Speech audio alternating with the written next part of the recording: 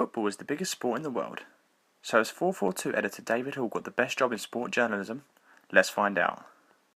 I decided I wanted to be a journalist because I worked on my student paper. I worked mainly on music though, actually. I was a music writer and so I covered lots of gigs. It was quite a good place to write about music at the university because it had the biggest venue in the city. It was on campus, so all the bands that wanted to play in East Anglia played on campus, so we were quite lucky.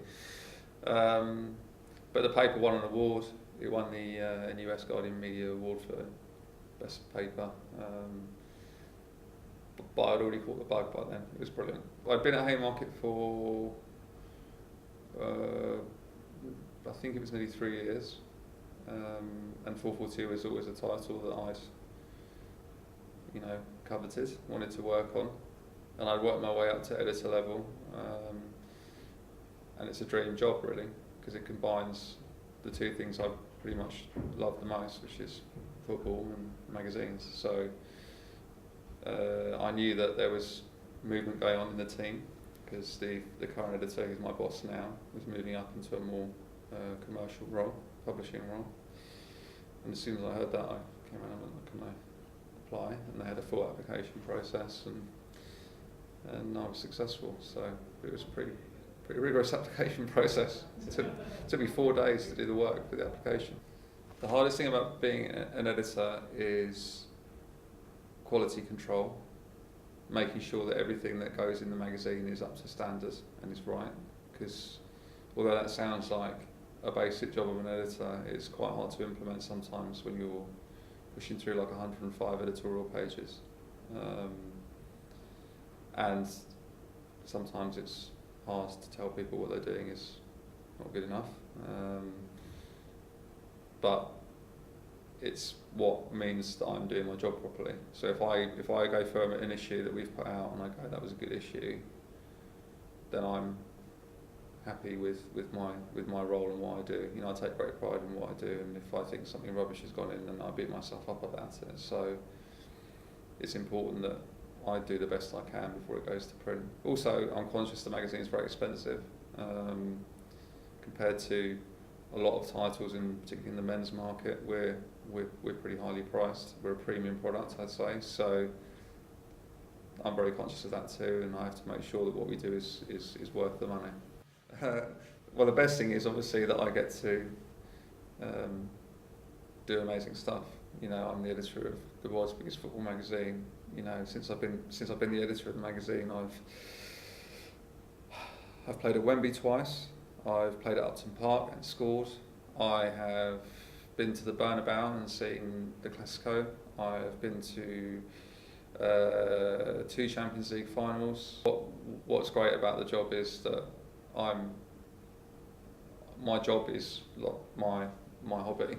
So I'm incredibly privileged to be able to do this, because I go to football, I love football. I will talk to pretty much anyone about football at any point of the day or night, and yet here I am doing it for my job. So I would argue it's probably the best job in magazine journalism. If you like football, then there isn't a better job, basically.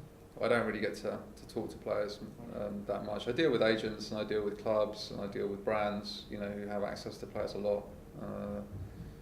So I have lots of conversations. Like at the moment, I'm talking. We're in the sort of final throes of confirming time with Wayne Rooney and Neymar for our next cover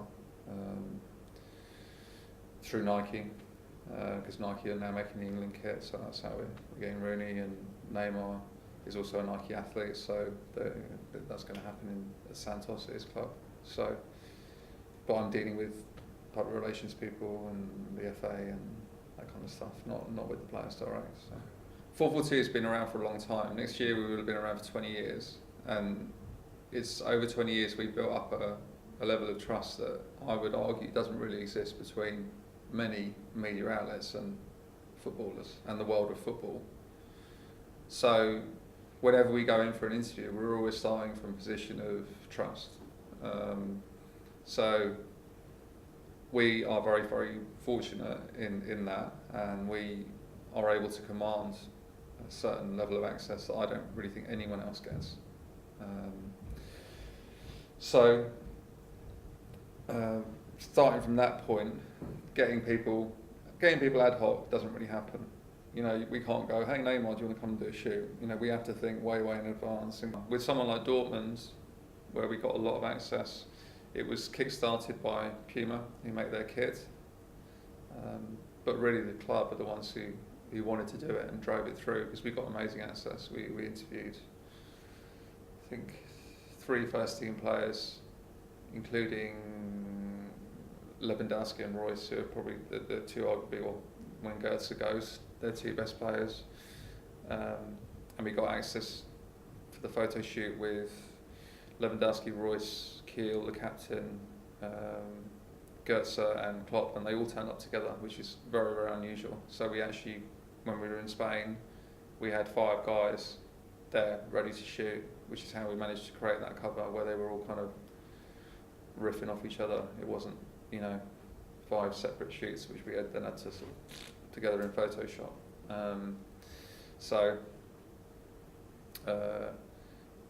But again, we had to plan that. You know, the Arsenal cover we did end of last year, it took 10 months from start to finish, 10 months of talking and convincing the club, and that was done direct with the club. That was, you know, this will be a good story, you know, we should do this, you know, you guys are in an interesting position now, and they had a story they wanted to tell, you know, which was basically like, we do it our way or no way.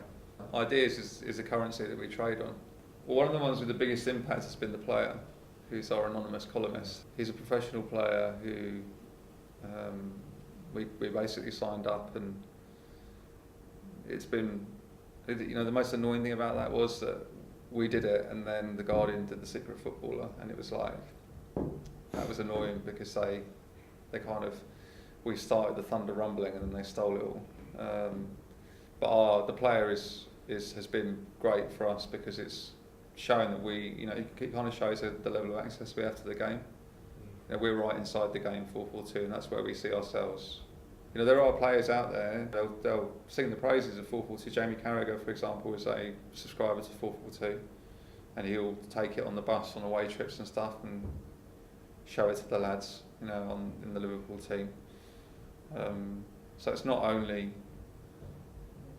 the fact that we sell quite a lot of copies of 4-4-2, it's also the people who read it. You know, it's very influential in the game.